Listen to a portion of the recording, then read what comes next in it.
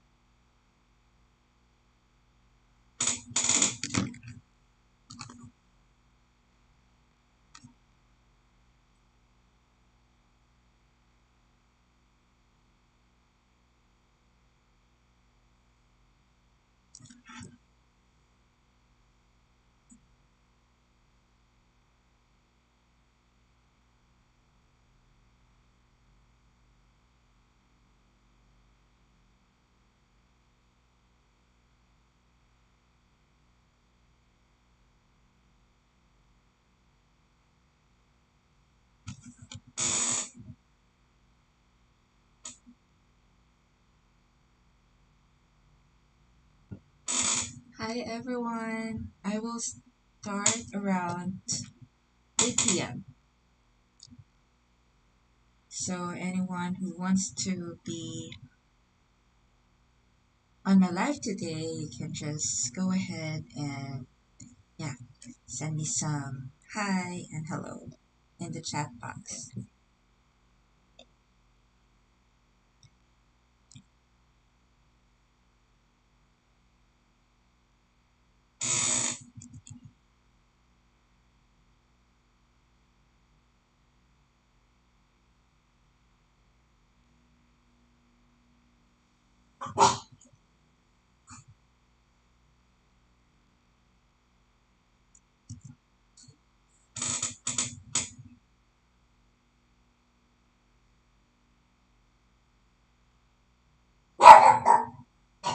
Hi Des. Hi Des. Hi Des. Ayan, we'll start exact kasi yung yesterday, dapat may live ako but nag-brown out. So, medyo nag-uulit-ulit yung brown out. So, Welcome to my channel, Des. I'm glad to have you here.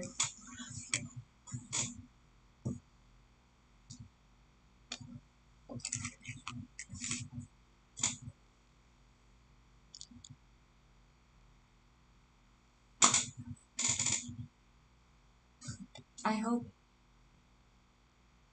I hope Brian can make it today because this topic for today's training is intended for him because he will be undergoing an interview. Sorry for my dog. She's watching the lights, Christmas lights, and she's barking. Tisay.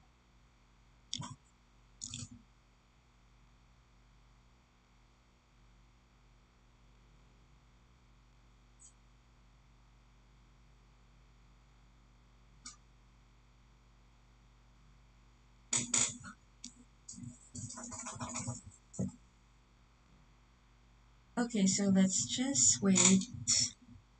Um, we'll start exactly at 8 p.m. Okay na mag-wait, Des?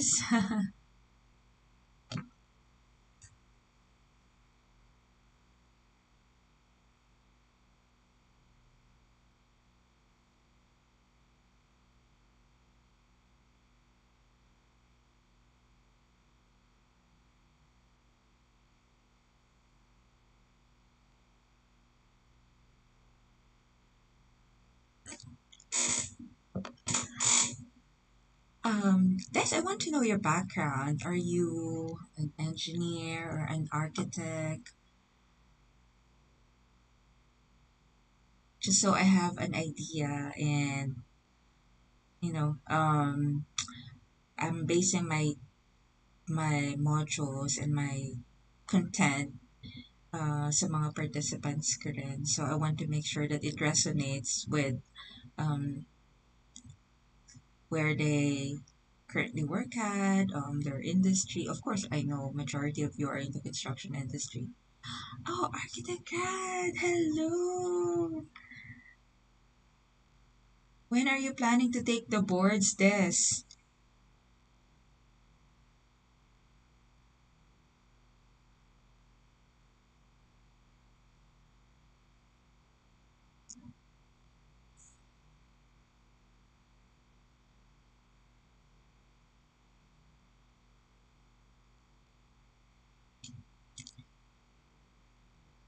Ah, okay. January, okay. Good luck. But what are you focusing on or what are you kasi sa Arki, 'di ba? Um, oh, that's nice. Sa Arki, uh, there are some who chooses the path of doing construction management. Um,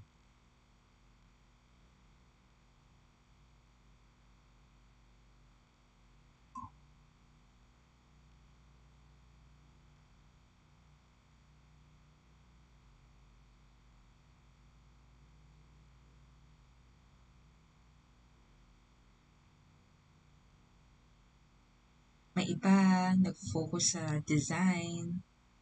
Um, so yun, that's based on my experience. And yeah, may iba nag-focus sa pag-estimate.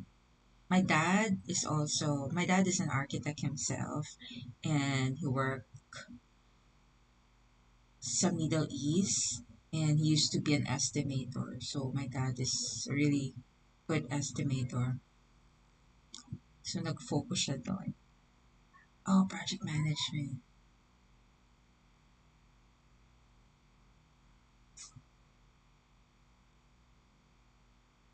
Yeah, actually, there's a professor. Because I'm studying now. I'm taking industrial engineering, and one of my professors is an architect as well, and he took the path of doing project management. Kasi mas marami ang nag-excel sa pagpa-project manage. So, yun. And so far, tama naman yung decision niya.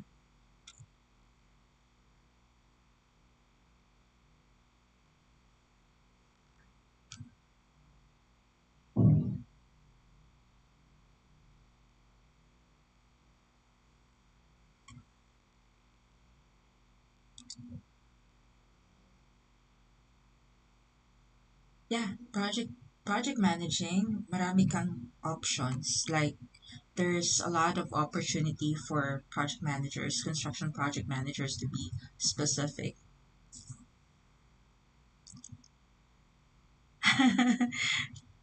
Ay, oo. Pero hindi, not all the time. In the US, yung mga naging estimators namin, mix, may babae, may lalaki. But, alam mo naman sa outsourcing, pababaan yan. So, package, like, um, pag sa estimate, siguro ang bayad is $1,000 to $1,500. How that's US dollars ha, 1,000 to 1,500. Dito sa atin, magkano gumawa ng estimate?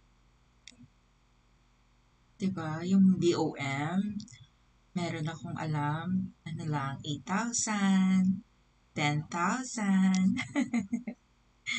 Sa US, you'll earn like 1,000 to 1,500 for BOM. If if you're looking at, you know, taking the path of estimator, that's how much you can get. If you plan to be a renderer or um, let's say interior designer or drafter, may iba package din siya. Lowest, pag floor plan lang, ako I charge, pag floor plan lang ha, like the basic floor plan, um, one uh one story. One story, I charge $200. Floor plan lang. Kasi ipapacheck ko rin yun sa architect in the US. Because even if you are a board passer here in the Philippines, medyo hindi siya magiging applicable doon. If you want to be an architect in the US, you have to study architecture there so that they will recognize your studies and take board exams. Yeah, ako right now, I'm gonna focus on doing estimates. Kasi sa US, just to let you know guys, before I fully start, um, meron silang iba't ibang klase ng construction. You know, they have this make safe. So, make safe are for those na nag, kailangan ng repair. So, let's say, may na-flood yung house. So, it's a call for make safe. Isa yun. So, it's an insurance thing. So, big sa kanila yun. So, may drywall replacement, uh, may replacement of tiles. So, demolition yan. Removal of existing tiles, removal of existing uh, wall, iba't iba. May fire damage din. Ang fire damage medyo ano siya, medyo matrabaho siya because you will have to check if lahat ba is hindi na usable. So sa US kasi ang materials na ginagamit nila medyo um, fire rated siya pero mostly kasi hindi sila concrete unlike sa atin. Ang US kasi more on wood insulation. Yun. So, makukulture shock ka if you work in the US. Um, because their type of construction there for residential Low battery. is not Please completely charge. concrete. Majority of them wood, tapos may iba container, yung shipping container. So it's movable. Um, ang ginagawa doon, ini-insulate lang din. So, yun, ang majority ng mga shipping container, pag ikaw ay isang construction project manager doon, so if-flip mo siya, so i-redesign mo siya, tapos ibabaon mo siya, siyempre magkakaroon niya ng plinth o tsaka slab sa papatungan. Yun, iba't iba siya. So it's really an overwhelming experience for me because how they do it there is so different from how we do it here. And remote work is very promising. Not only that you get to work at the comfort of your own home, but Low at the battery. same time, Please charge. you can get as many clients as you can. So that's the good thing about doing remote work. So, yun, you just have to be very resourceful kasi uh, kailangan alam mo kung ano yung hahanapin mo. Let's say, Unlock me first. your You may contractor, check the search results. kasi karamihan sa kanila mga general contractor, there are two types, residential, commercial. Industrial, very rare. Um, mga government structures din, meron. Mga roads. Pero ako kasi I focused on commercial and residential. Um, I renovation, yun. Nag, nag interior design ako ng Low renovation battery. in Please San charge. Francisco. So, nakakatuwa lang kasi sa code nila, no, yung height ng building, yung ceiling height, magde, nag, nila, what's this? Ina-acknowledge nila yung iba't ibang klase ng lahi sa San Francisco. Let's say, dapat yung ceiling height mo is um, kung Asian ka, ito lang. Kung Caucasian ka, ganito, ganyan. So, may mga ganun silang consideration. So, it's really nice.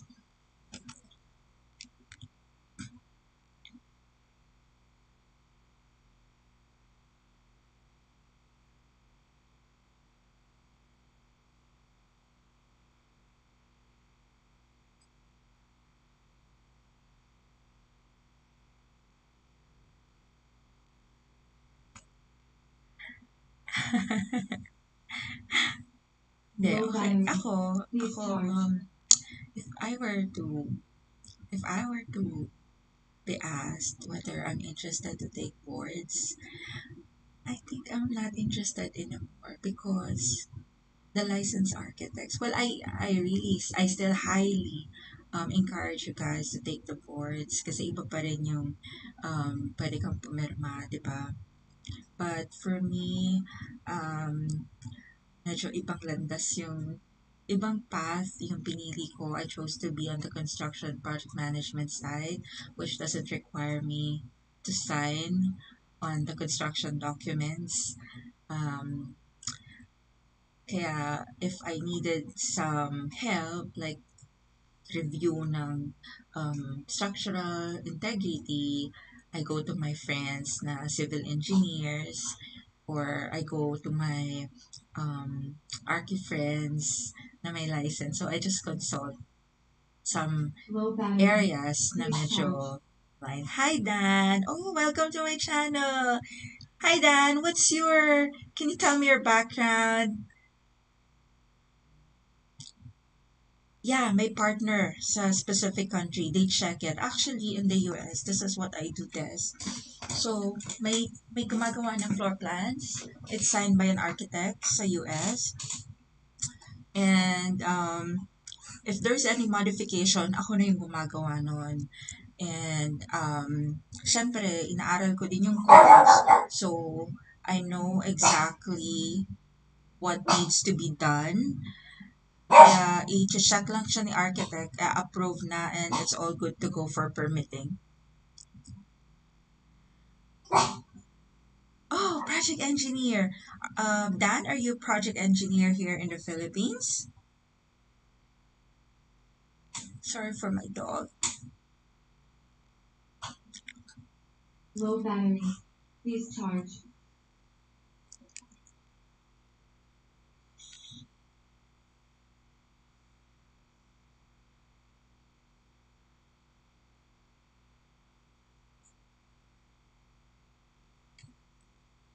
You're welcome, Tess. Okay. So I'm interested. um, I also work as a project engineer in the US. Um, pero puro kami residential renovation. I think um, when you get to apply or when you get that role in the future, medyo different siya.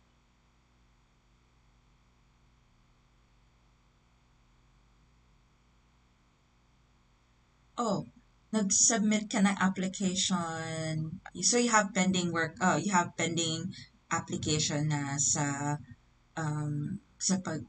pagiging construction VA, right? Dan? Low battery. Please charge.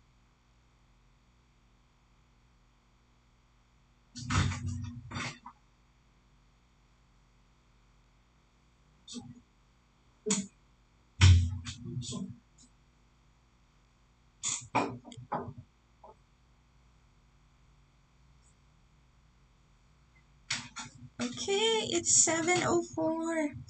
Yeah. Madami-dami na. So what do you think is your like how confident are you in your application?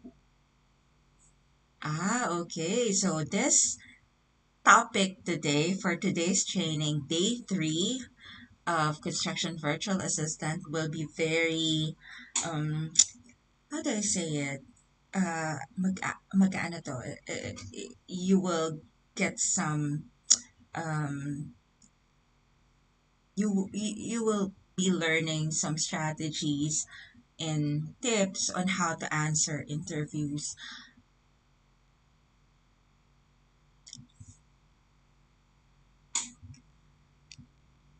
Okay, so probably we can start. It's 8:05. Yung watch ko is 7:05 because I follow the time in the US. Okay, so welcome again to my channel. It's Sam Lisan and I am your remote powerhouse coach. And my goal for this content creation is to help aspiring construction VA and those who want to transition from site work to remote work.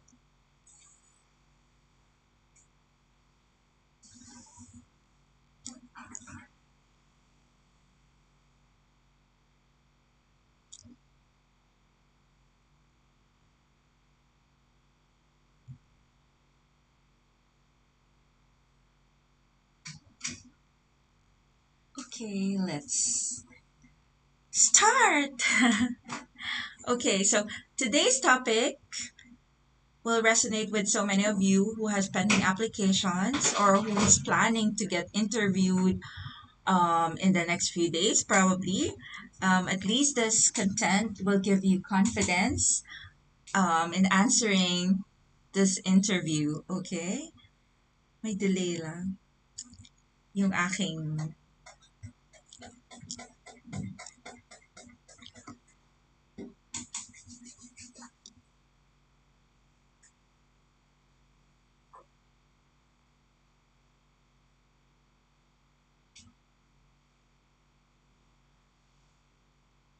Okay, so our topic for today is construction virtual assistant online job interview question and sample answer. Gusto kong gamitin tong cheer. Ayan. Okay, so what you will learn from me today are the common interview questions and expected responses. core competencies for a construction virtual assistant role, effective remote work strategies in construction,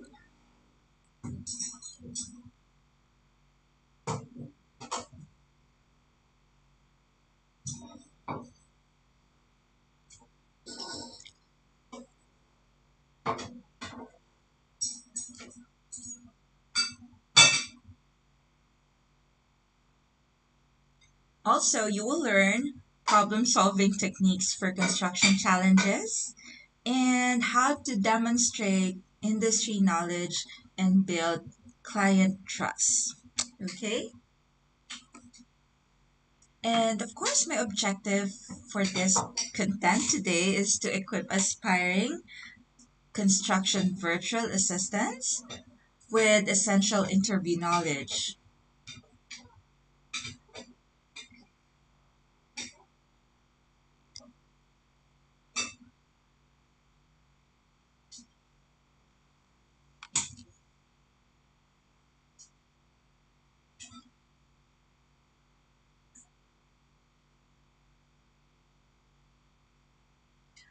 Provide a clear understanding of core responsibilities and required skills.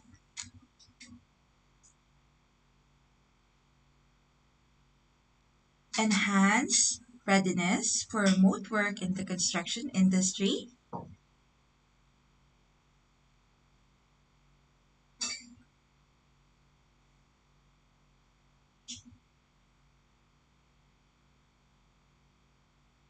And last but not the least is to showcase the value of construction VAs to potential employers.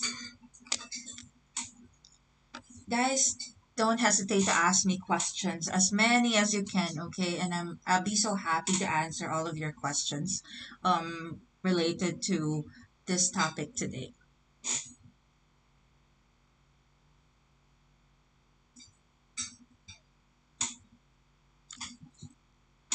By the end of this training,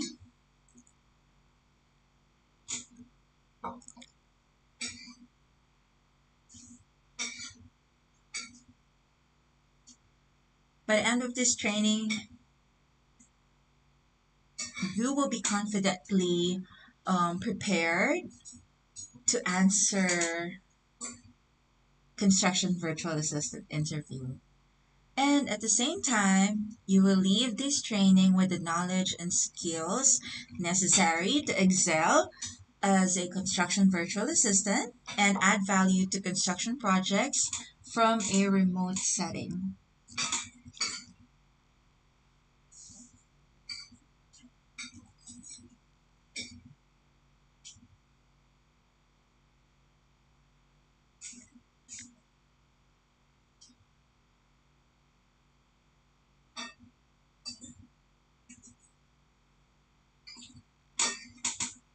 Okay, so those will be your expectations. Okay.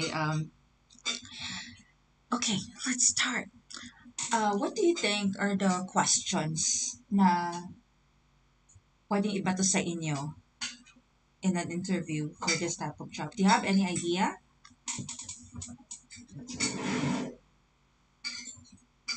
Dan, Des?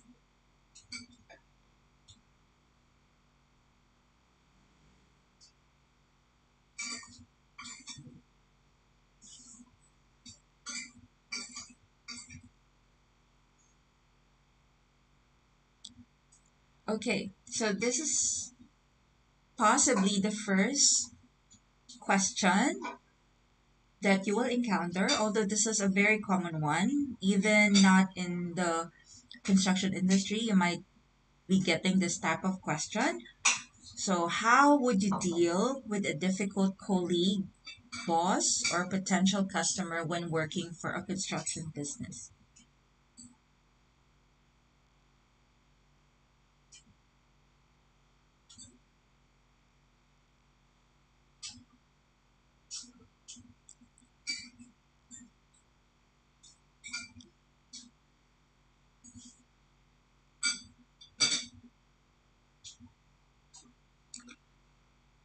So, this type of question is, as I've said as I mentioned earlier, it's quite a common question for any type of industry interview.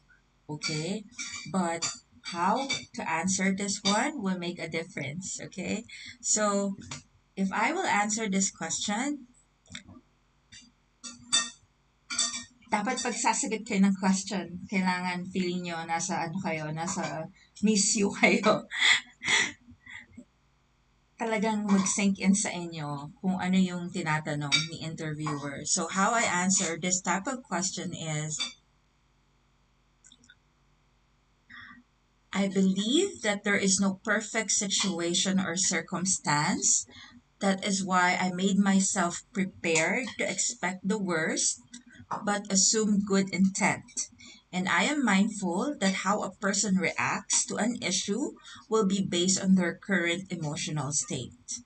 I would think they are stressed in some way. Kasi totoo naman, stressful ang trabaho sa construction industry, especially if nakakaproblema sa delays, like if there are weather conditions na nag, nagpapadelay sa trabaho, or let's say funding. So, medyo stressful niya. So, what I do is I make a conscious effort to hear them out, listen to them. Listening is also understanding them. It gives me the opportunity to identify the root cause of their issue while I stay calm and professional. Eventually, they will cool down.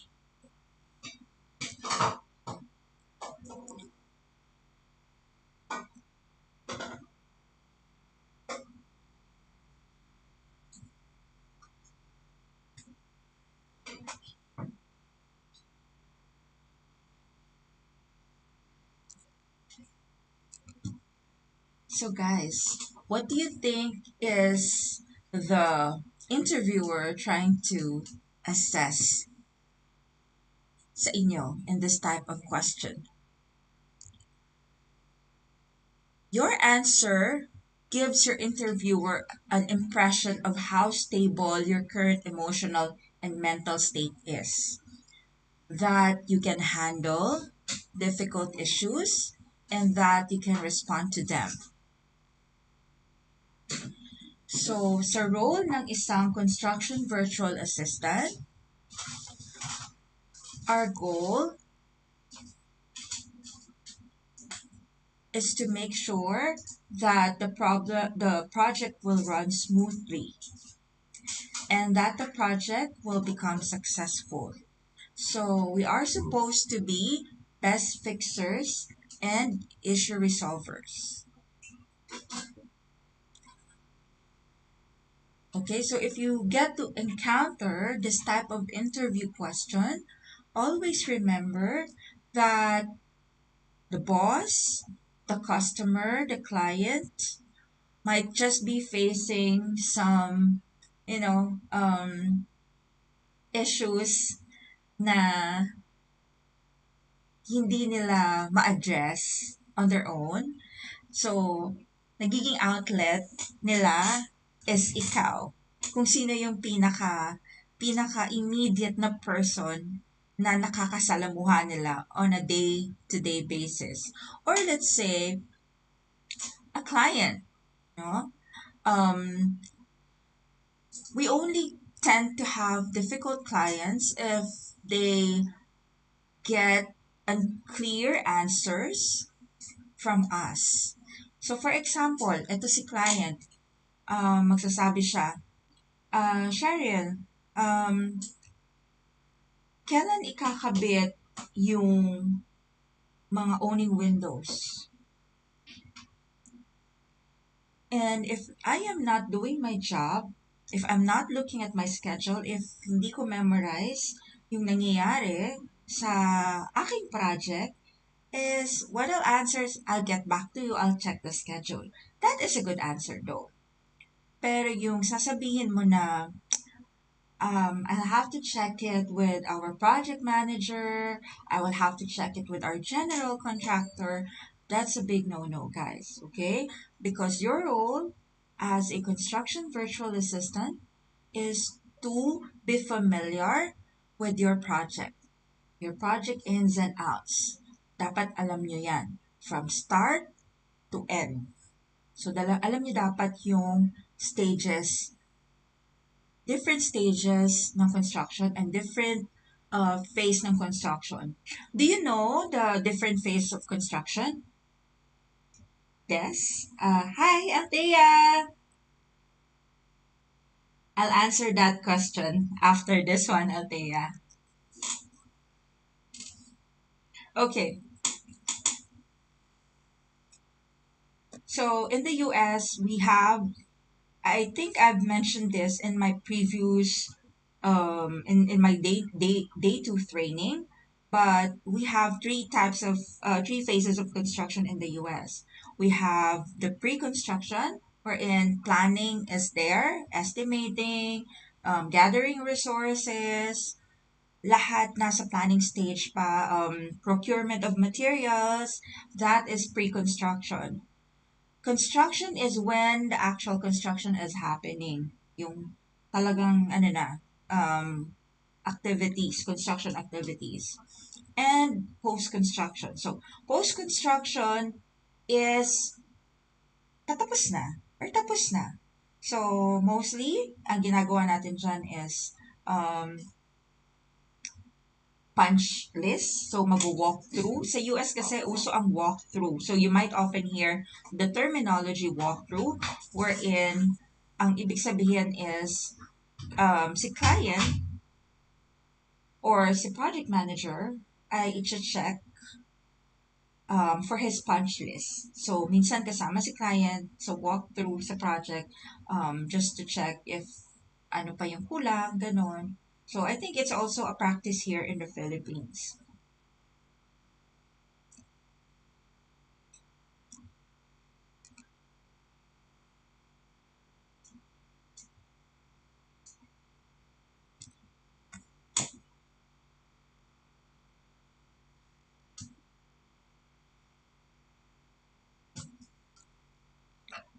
Okay. And before I answer your question, Althea, we will definitely answer that question kasi maraming ganyang klase ng question sa interviews ng construction virtual assistant or any type of job you'd be applying for. But a tip, okay, the best tip that I can give you with answering this type of question is manage to wear a smile on your face and yung body language nyo medyo positive. You make the interviewer feel that you are confident with your answer. Because interviewers, whether it's in the construction industry, any other industry, will be looking at your body language. Titingnan nila also how you deal with difficult situation. Kasi dun titignan nila yung current emotional and mental state mo. Kasi pag ikaw hindi maayos ang emotional at mental state mo, pipitik ka sa mga difficult customers, difficult clients, difficult boss. Pipitik ka talaga. Sasabayan mo yung galit nila. But if you are in a normal emotional state or normal, hindi abnormal, normal emotional and mental state, you'd be able to, you know, put yourself into their shoes. Bakit sila nagagalit? Or bakit mainit ang ulo nila? Or bakit ganun sila? Bakit ganun ang approach nila? And don't ever take it personally. Because it's all about your work.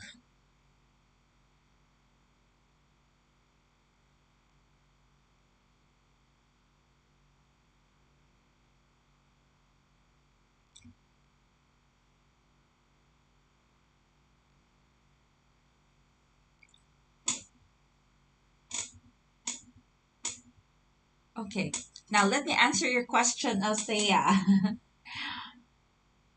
Why should we hire you knowing that you don't have much exposure in our country? Gandang question yan. How I answer it is this. I believe that um, any person who starts working in any type of industry doesn't have an experience. So I apply it I apply it the same as working in another country or having an exposure to another country, because I will just be starting and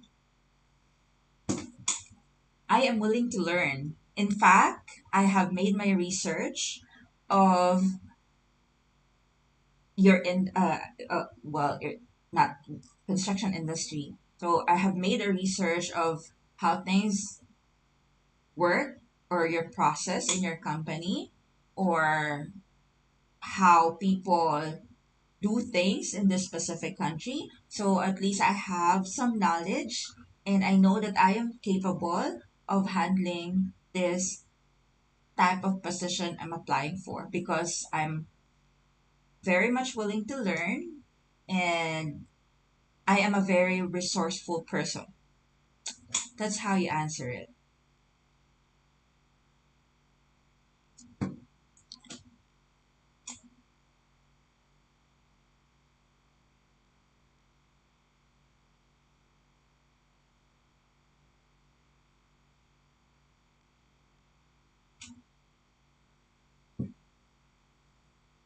What they want to hear in this type of question, Althea, is that your willingness to learn and that you are resourceful. Why? Because not everyone who works for a company has an exposure of that type of work. Lahat, majority, bago. Bago sa kanila yung work na yon. But if they present themselves with the willingness to learn, if they present themselves with thoughts of, expanding their knowledge, making some research, wala nang masasabi si interviewer mo doon. Alam niya na decidido ka to get the job. So if, for example, construction industry, no, um, why should we hire you knowing that you don't have much exposure in our country? Well, you know what, sir? Before this interview, I already made a research about the process of construction in your country.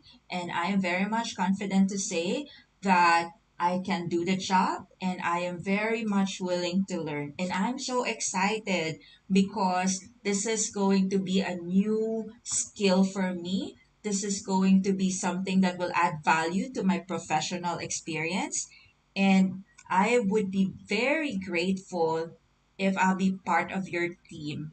Not only that I have this willingness to learn, but I am also a very dedicated person and I work from my heart. Di ka pa ba tanggapin yun yan? Not to brag, guys, but majority ng mga in-applyan ko, they don't say no. They hire me right away. Because I present myself as someone who is willing to learn, who is resourceful, and who is willing to accept feedbacks. Yun. Isa pa yung tip, ha? Kailangan ma-feel nila na ikaw yung tao na makakatanggap ng feedback. Because feedbacks are really important. In fact, for me, I get feedbacks from my clients after I turn 2 months. Minsan nga 1 month eh. Boss, can you tell me how how am I doing as your construction project manager? Let me know because your feedback will greatly help me improve in this job that I am doing. And I will persevere more. Mga ganun. Dapat.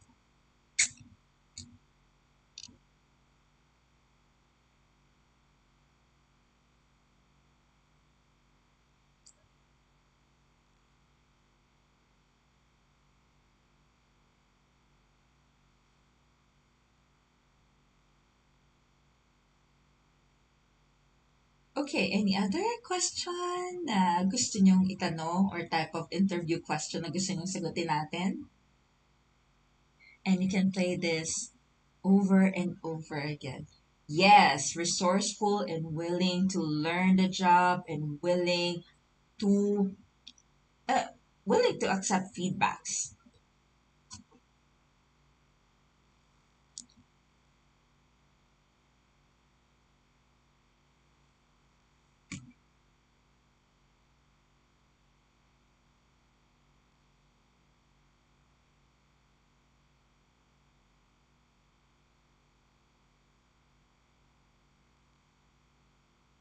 Yan, tandaan yan ha. Dan, in your interview, don't forget ha. Okay, do you have any idea, Dan, what type of question will be asked on your interview? There is another type of question. Um, so let's go to my next slide.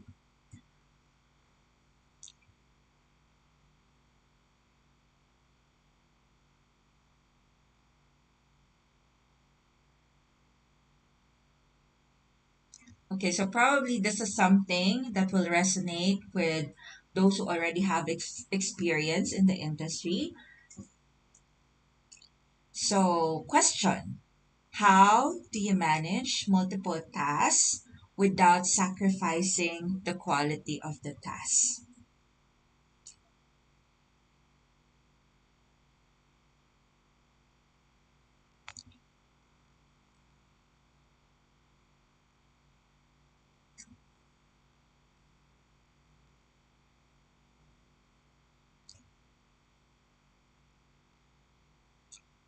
Una, iisipin ninyo, bakit to ang question na tinanong sa akin? Because you are applying for the role of construction virtual assistant. And as I've mentioned to my previous um, training, day one and day two, you have to be multi-skilled. You have to be um, you have to have this ability to multitask because when you are a construction virtual assistant, I speak from experience. That's why I'm so inspired to share this experience with you para meron talaga kayong ma-apply once you get to have this role. So, as a construction virtual assistant, that was my first job, by the way. Um, Day to day of work is to check my email, call the trades, check the schedule, create a folder for a new project. When you say folder, you have to know the document management. Okay, so there are different types of skills that I've mentioned in my previous training. So document management is one. So, yan.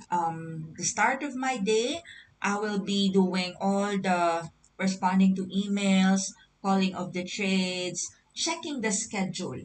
Importante sa akin nakaharap yung schedule. Kasi pag may tumawag, alam ko agad kung ano yung isasagot ko. Pag may delay, tapos nasa critical path, alam ko kaagad. Dapat mabilis kasi mag-isip eh. And mind you guys, I'm doing all of it all at the same time. So minsan habang gumagawa ako ng contract, kausap ko si painter. Cheryl, Sam, uh, hindi kami pwedeng makapag-paint kasi umulan. So, si Sam, nag-iisip na, oh my gosh, okay, so checking the critical path. Pag masasagasaan yung ano ng schedule ng critical path, isip na ako agad kung ano ba yung magandang option. Okay?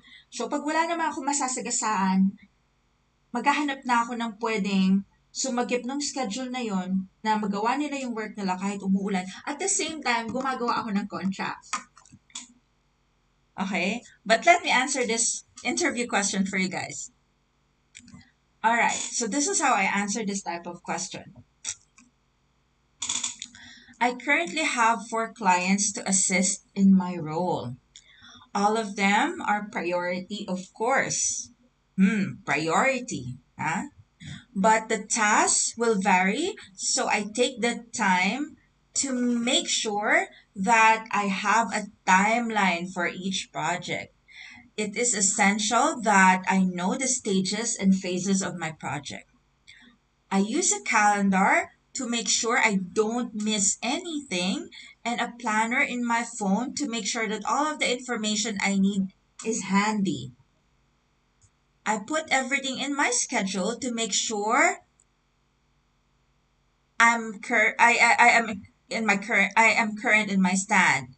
And I believe how time management is important in my role. So I make sure that I have identified my tasks from important to least important.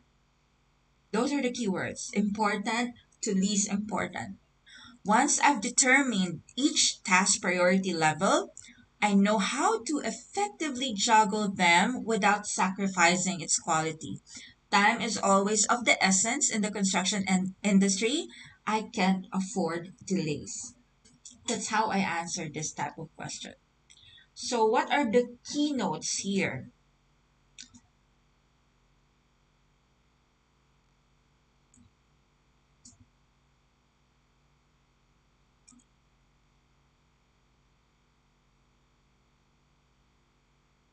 So, by answering this type of question, okay, um, titignan ni interviewer kung paano kayo mag-handle ng time management. So, ano ba yung mga keywords na sa tingin yung magbibigay ng parang ring sa answers ko? Ano yung mga words dito sa answers ko na magbibigay ng parang bell kay interviewer? Priority. Okay, that's number one. I make sure that I have a timeline for my project. Importance of tasks, that's correct, Ophelia. Um, you use a method, whether you use a project management tool if you have, or calendar, the basic one. Calendar is enough to put your schedules on. And ang gusto nilang makita is how you know to identify the task from important to least important.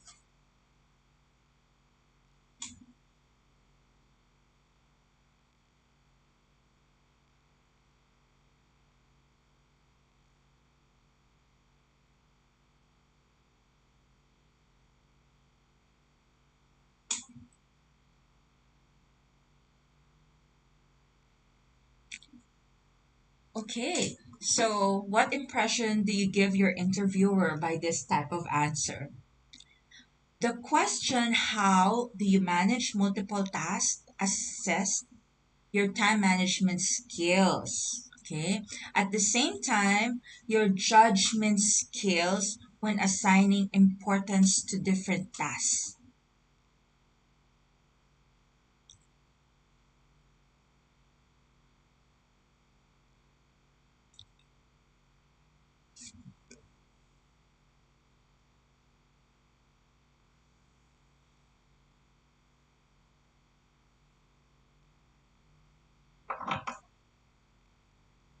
So having this ability to multitask gives you the interviewer an impression that you can handle multiple projects and how well you can deliver on time.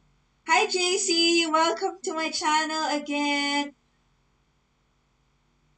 I add difficulty level of task para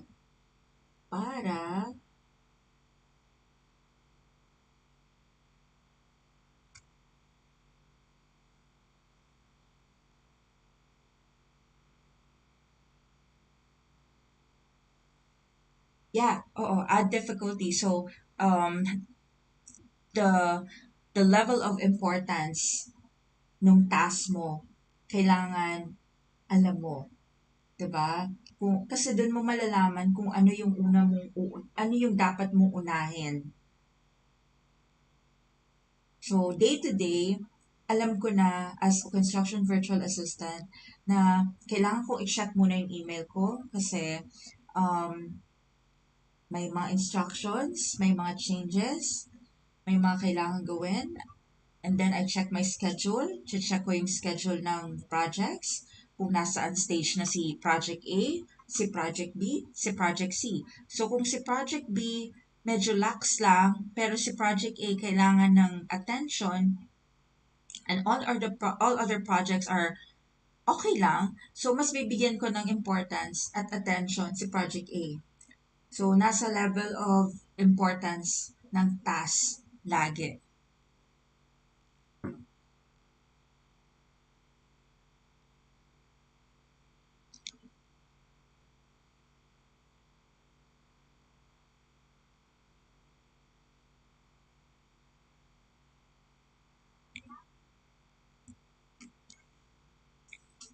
Mind you guys, ang masaya sa role, ang masaya sa pagiging construction virtual assistant is that we don't do the same things every day. What I mean to say is that iba-iba yung challenges na na-experience mo, na na-encounter mo, which is something I find beneficial for my um,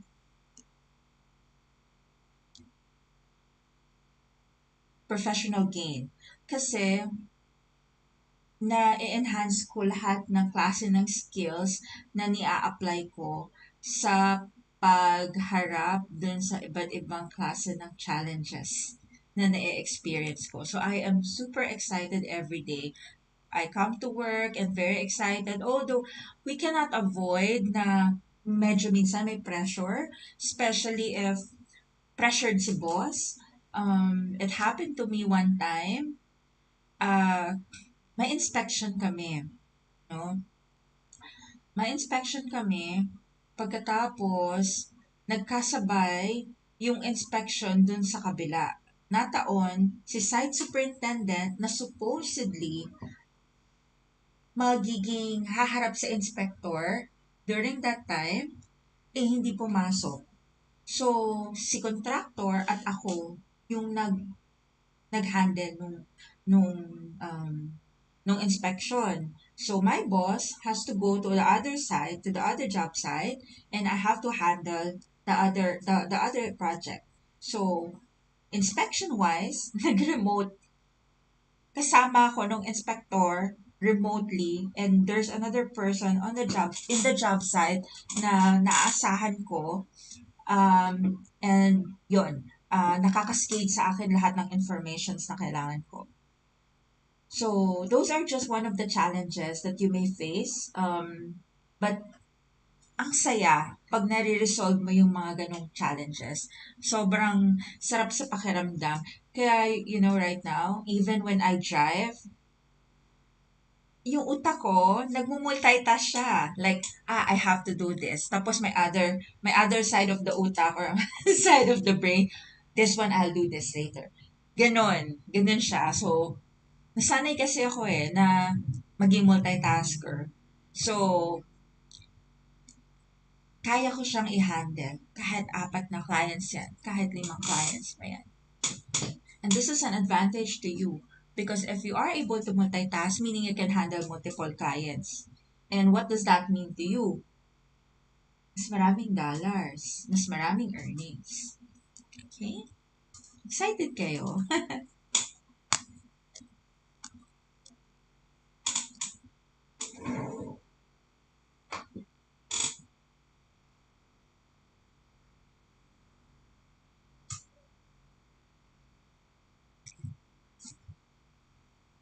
Guys, ang dollars ngayon is 58 something. I think aabot pa siya ng $60. So, masaya yun. Than working here. Oh, sorry, not to hurt the feelings of those who are working here in the Philippines, on site, ha. But yeah, I used to be working in the construction site. I know how stressful it is. I know the pagod. Kasi noon, naalala ko, ako naglalakad din ng permits. Tapos mag-meeting kami ni client. Tapos mga ka may mga IE na medyo kaaway ko sa site kasi alam mo yon ang ang IE kasi is they are there to make the flow of the project systematic. So yun ang role ng IE.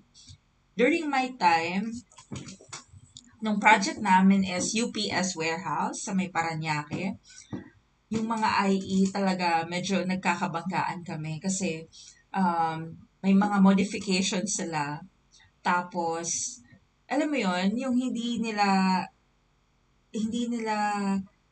ina-approve yung change order, pero gusto nila gawin na yung modification na gusto nilang mangyari. So, yun. So, kwento lang.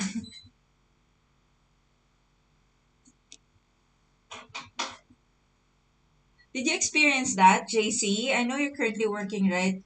And Dan, have you ever encountered issues with your peers giving you difficulty while construction is ongoing? Kasi ako, I've experienced almost everything in the construction industry on site. So, I can really tell din talaga.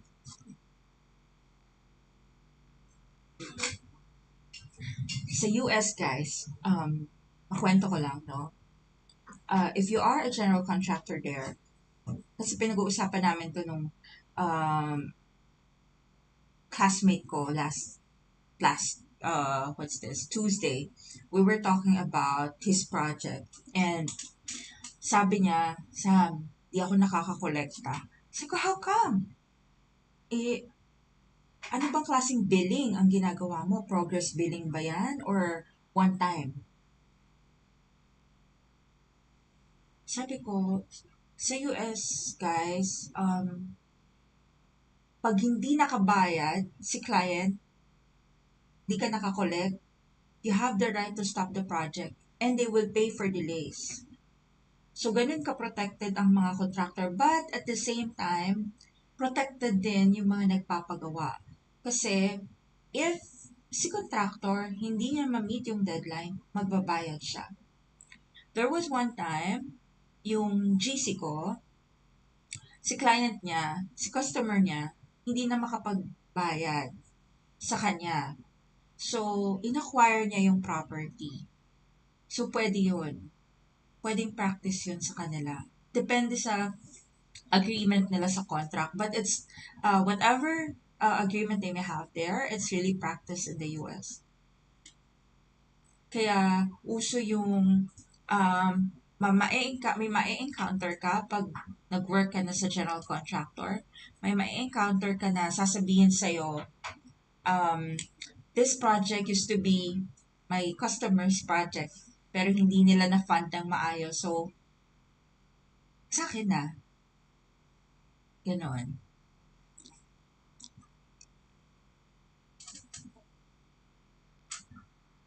Do you have any idea of other question or interview question na probably ma-encounter ninyo? Althea? JC? Baka meron kayong question na gusto nyong sagutin ko for an interview. I have actually a lot, but I only took the most 3 important questions na tinatanong sa construction virtual assistant interview. Exactly. That's one thing that the Philippines doesn't have, the insurance. So, in the US, you cannot be a general contractor if you don't have insurance. Both the project and your crew. Insured yan. Kaya pag yan hindi nakapag-work dahil, let's say, nasugatan, nahulugan ng martilyo, they are still paid. Basta nandun sila on site, they still get paid because they are insured. And that's the difference of the practice of our practice here in the Philippines. So, and we understand that not all of contractors can afford insurance.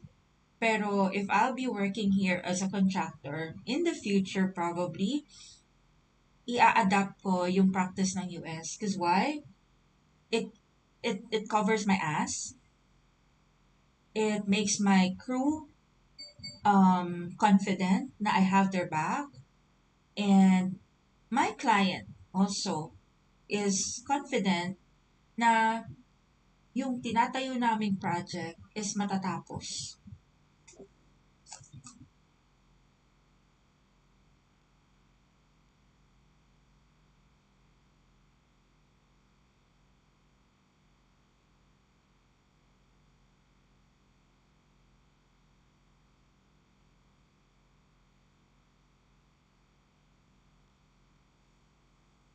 So, yun. Ang dami-dami kong i-impart sa inyo about the industry. And I'm not trying to malign how the construction industry practices here in the Philippines because we know that we are a third world country. The purpose of me telling you this, para hindi kayo ma-culture shock. Kasi during my time, I was super culture shock. Like, ganun ba yun? Yeah. Common question is, have you ever handled project from start to finish? Actually, you have to be honest with answering that question, JC, because sometimes not all the project you handle will be from start to finish. It happened to me. It happened to me in the US. So, our project was mga flip. So, when you say flip, ito yung mga bahay na binibili nila, tapos i-renovate nila, tapos ibebenta nila. Tapos, meron ding isang klase, yung mga shipping containers, yung movable houses. So, I was the construction project assistant manager, no? Sobrang na-stress yung CPM namin. So, nung nag-take over ako, may mga project siya na hindi ako kasali. So, alam mo yon, it was difficult. Of course, yes, it's difficult. So, you really have to answer the interview. It may be difficult because I wasn't able to really start the project from day one. But, okay, but I've handled so many kinds of project already in the past, and it resonates with the other projects that I've handled. So I know where this project is going, and I'll make sure that I will gather all information that I need in order for me to be familiar with what happened or the history of the project. Kasi it's reality. You know, not everyone will finish a project. You will not be there to finish the project for different reasons. And not everyone can also be there at the start of the project. Katulad ko, nag-take over lang ako kay construction project manager namin, which is a complete shock for me. Kasi hindi ko ina-expect na ako yung ilalagay ng post ko doon.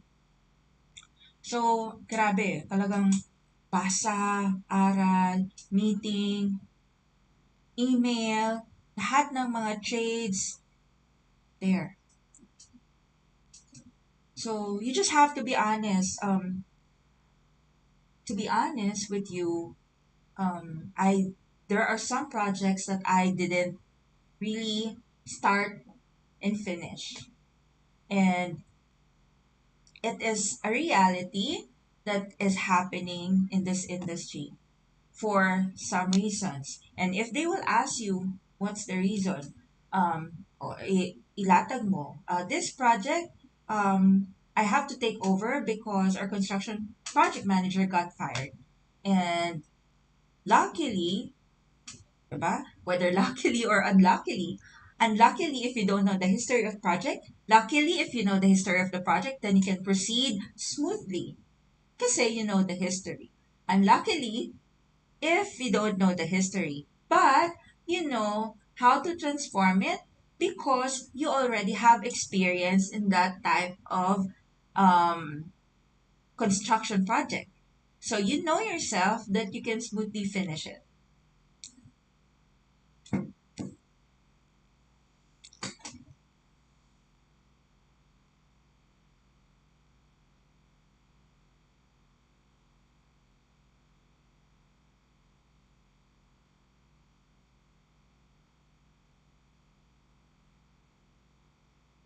Okay ba, JC? All right. So, any other possible interview questions? Ano ba yung naaalala ko? Meron pang isa eh. Um, ano ba yun? Well, anyway, before, mas better po ba na maging, okay, in that,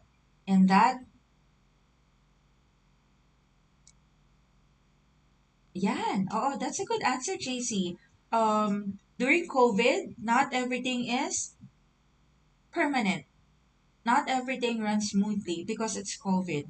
And it is expected because people can get sick, people can get COVID. So, may malilay off at malilay off talaga. And that's a good reason. But, being honest to an interview na alam mo sa sarili mo na hindi mo naman kasalanan kung bakit hindi ka kasali sa start and finish is a good way. Yes, Althea, fake it till you make it. That's one.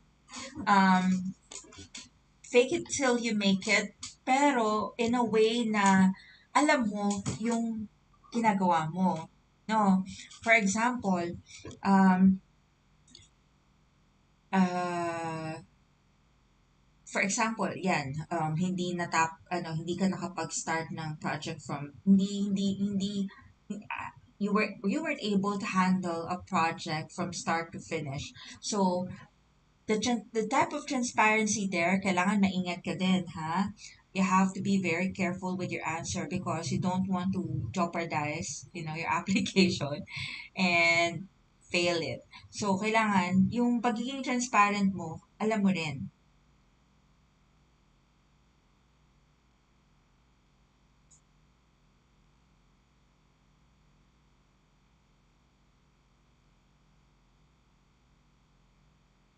But if you think na kailangan nilang malaman ang isang reason why you didn't start and finish the project, then let them know.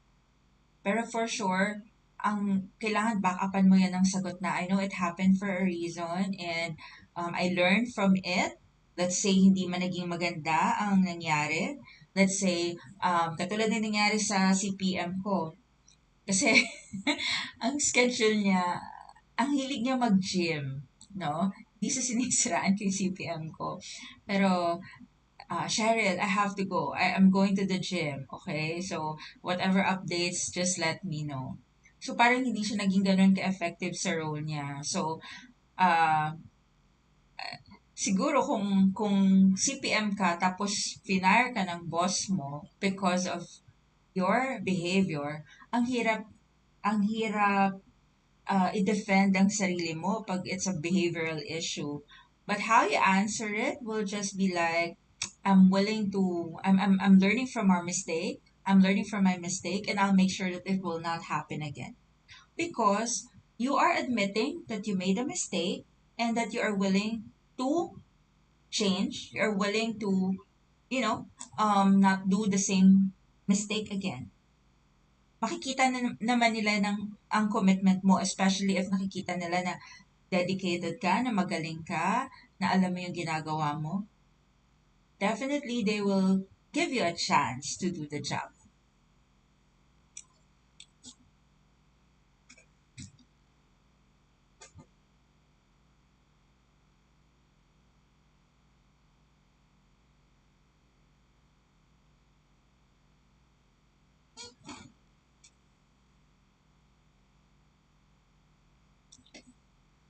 Ang mga Amerikano, ang mga European, they're very straightforward, guys. So, um, makikita nila sa'yo, ma-assess nila whether you're lying or you're creating stories.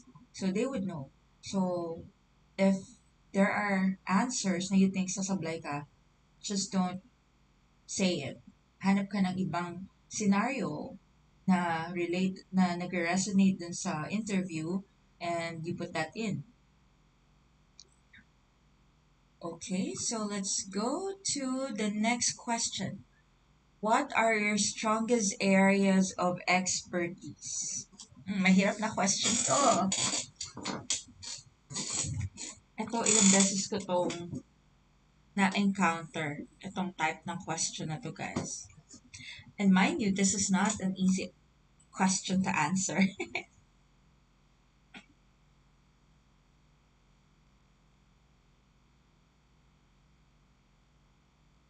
Okay, so how I answer this question is, over time, I have managed to know where I'm strongest at, even I wore many hats in my role. Kasi 'di ba, talagang we wore different hats in our role as a construction virtual assistant.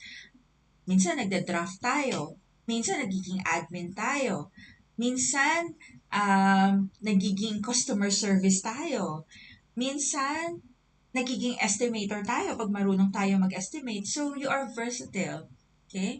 So, sabi ko dito, over time, I have managed to know where I'm strongest at. Even I wore many hats in my role. I always take great pride being a construction virtual assistant. My passion and my dedication in what I do are my best attributes. All throughout my remote construction experience, I learned to become versatile. I've gained outstanding interpersonal skills and problem solving abilities as a result of this. In the real world of construction virtual assistant, your role in the industry is essential in the success of of all projects. So having a strong mindset, having a strong and positive mindset, the ability to resolve issues in a timely manner, and the ability to effectively communicate with the construction team is what I'm strongest at.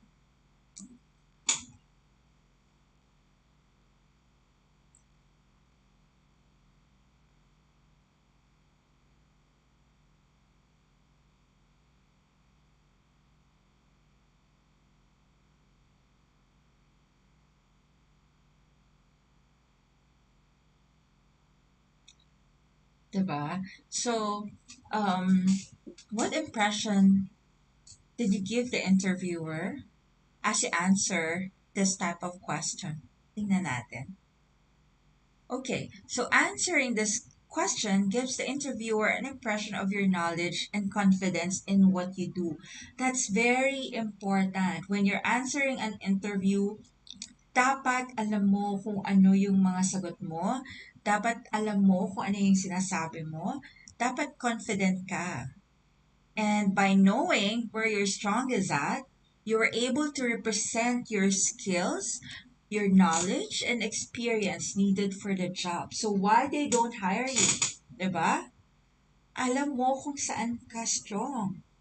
Even if you wore so many hats in your role.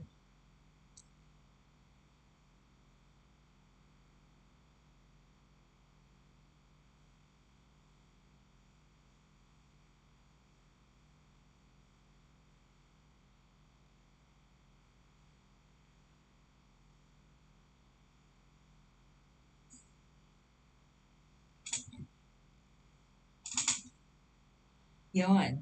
Okay? So, um, when you're doing an interview, even if it's online, it is still necessary to maintain eye contact with the interviewer. So, ano yan? Gagamit ka ng laptop, no?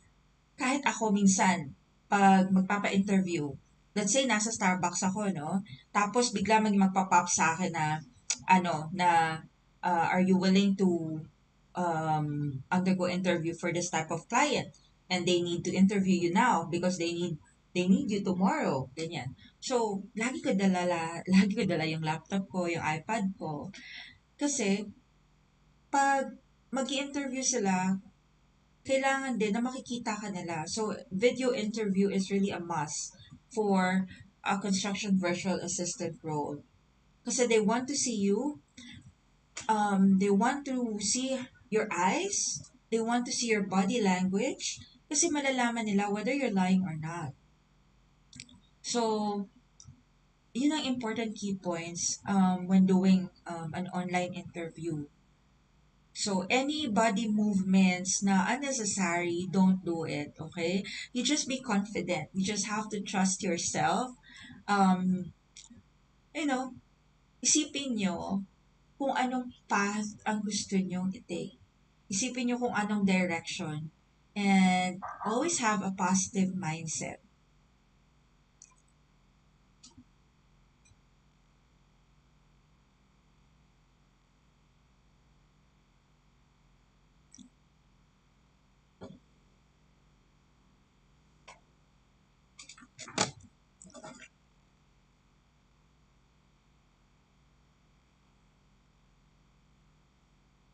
Okay, so yung bottom line sa pag-answer ng job interview, not only for the role of construction virtual assistant, but for any online interview, okay, first, make your interviewer feel that you are confident with your answer, that you know the job, and that you have the skills to do the job.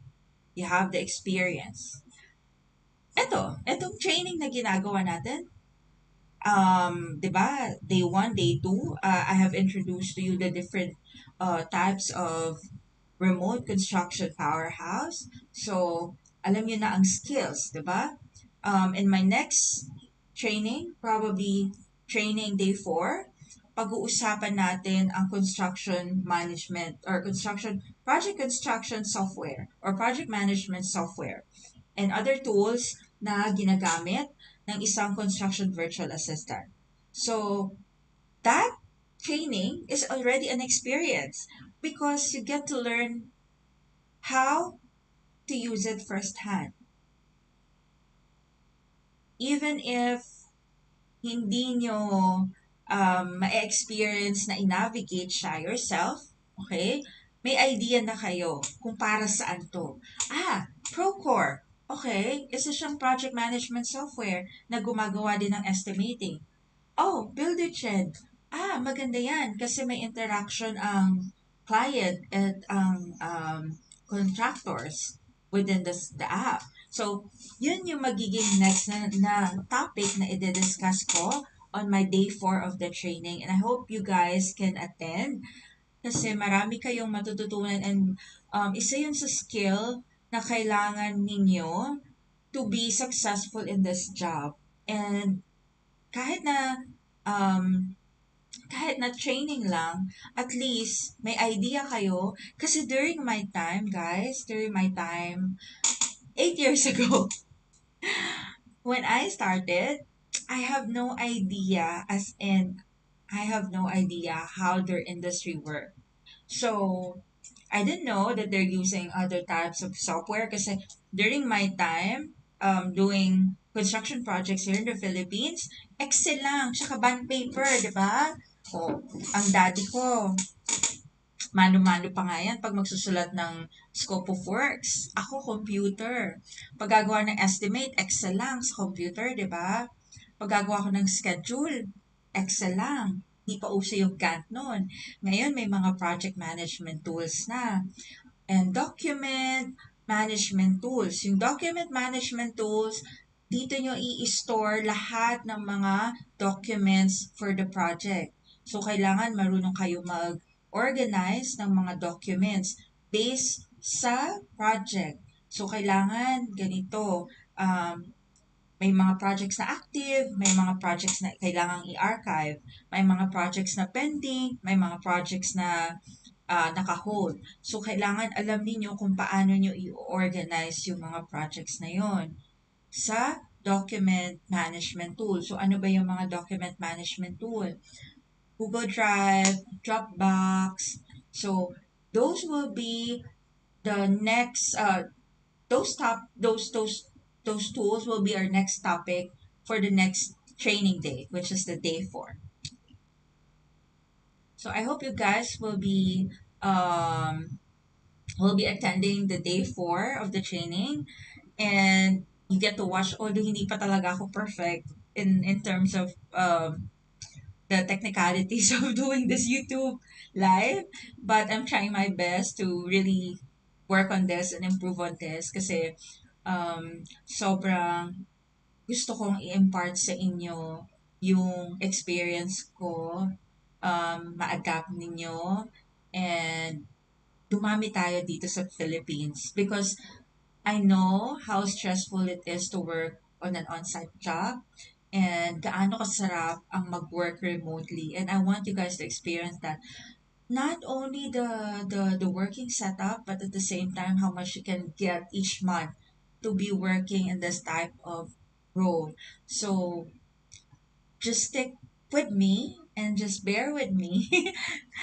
I'll make sure that you be equipped of all the knowledge na kailangan ninyo to be effective in this role.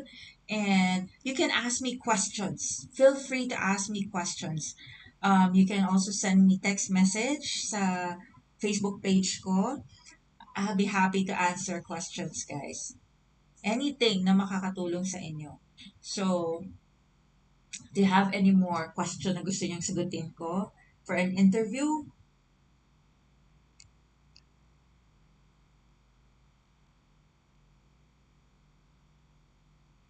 Oh, guys, by the way, this is a question from Brian. I think nag-message siya sa akin a couple of days ago. So, he is going to have an interview probably tomorrow. And ang ano niya is hindi siya ganun kagaling mag-English. Okay? I think this is one of the setbacks.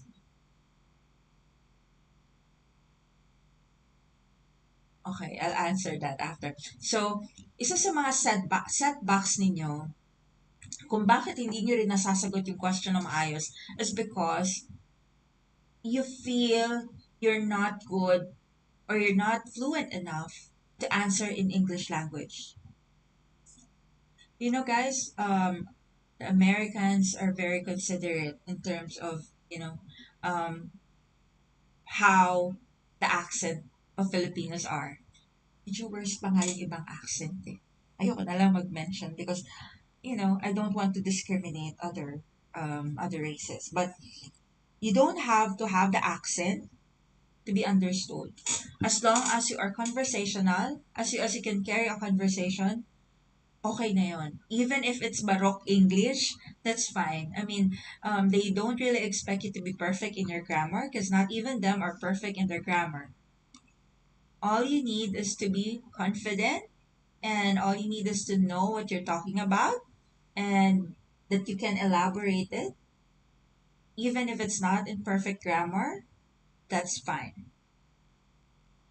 Okay, as for your question, JC, questions na need to ask the client. Okay, ako kasi, no, as much as possible, I make them feel that I did a research about their company prior to the interview. So the question I will be asking them is more of siguro sa flow ng conversation namin.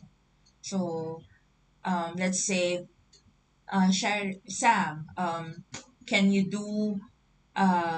draft me,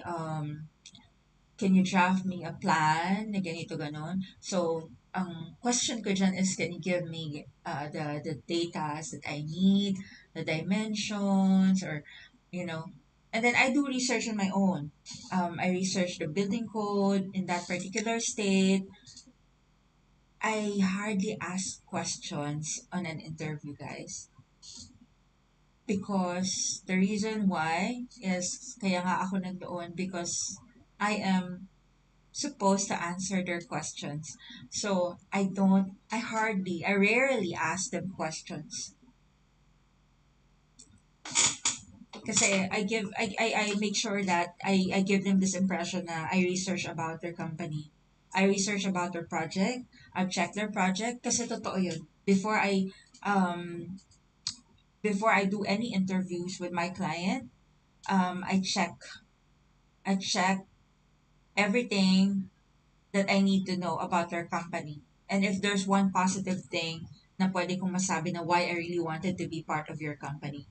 Because you don't get to accept all of the job offers. You have to also weigh, you have to also analyze and review if this is something that can offer you a long-term job.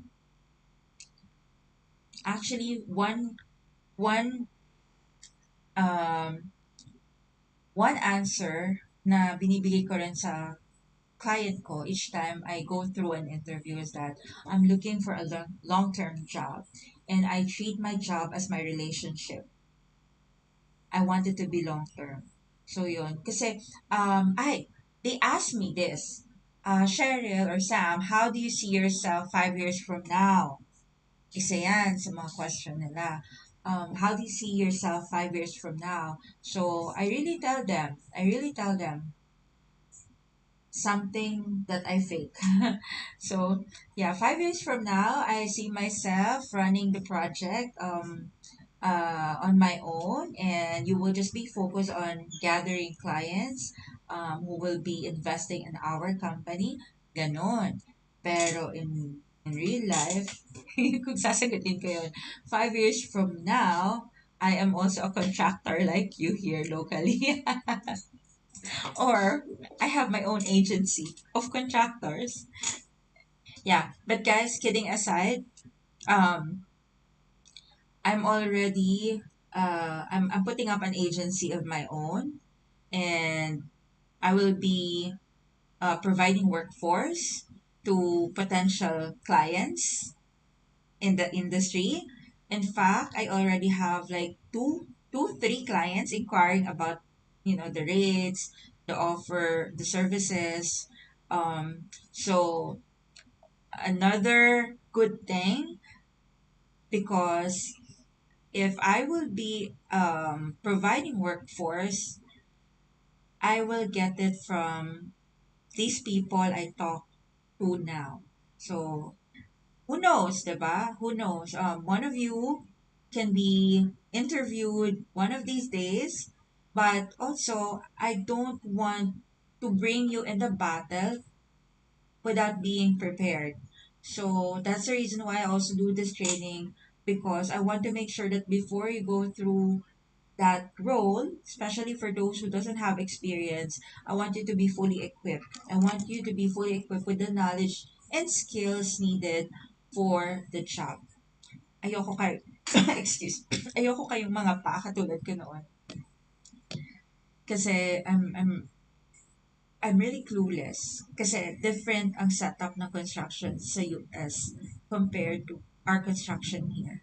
So you can tell that once you get to handle a client in the US. In Australia, it's the same thing. Ganun din. So Australia, meron pa silang, um, aside sa scope of work, diba, meron silang tender and may detailed task list sila. So when I was handling a job in Australia and New Zealand, well, Australia, ang role ko doon as a construction virtual assistant is super dami. As in super dami. My other client right now is in New Zealand. So, focus lang ako sa pagmamanage ng construction because I told myself that I want to be good on one thing. Although I can wear many hats, but I want to be good on this specific thing, and that is to be coach in this construction powerhouse, and to be a really good construction project manager. And yeah, eventually gusto ko rin maging estimator kasi um, magagamit ko siya in the future if I become a contractor, a local contractor. yeah, limited talaga ang resources sa construction VA. That's why I took this opportunity to create this type of content because this is something that we don't have yet here in the Philippines.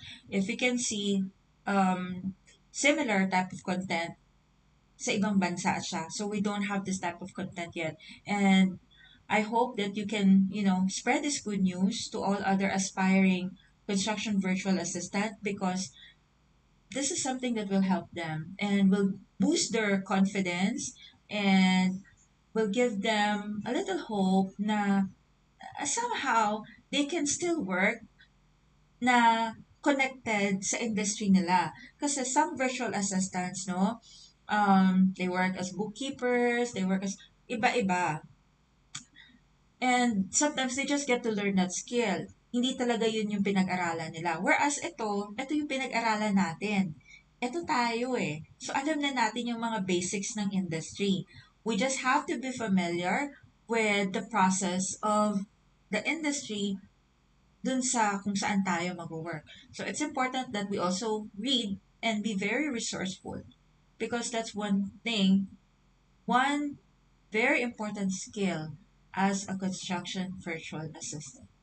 Okay, so I hate to say goodbye for now, but I hope to see you again in the day 4 of my training. And yeah, be prepared to ask questions. Anything that pops in your head related to this um, role will be, I'll be super happy to answer them. So, good night, everyone. And yeah, don't forget to like, share this video if this is something that you really like. So, send me some love. But yeah, kidding aside, just like this video if this is something that will help you a lot. Kasi tataas din yung ano niya, yung sa what's this? Yung sa, I don't know if it's algorithm, but yeah, it will marami siyang taong it will reach out to other people. So, thank you so much, JC. Thank you so much, Des. Thank you so much, Althea. And have a great night. Cheers sa ating lahat. Have a good night and ingat.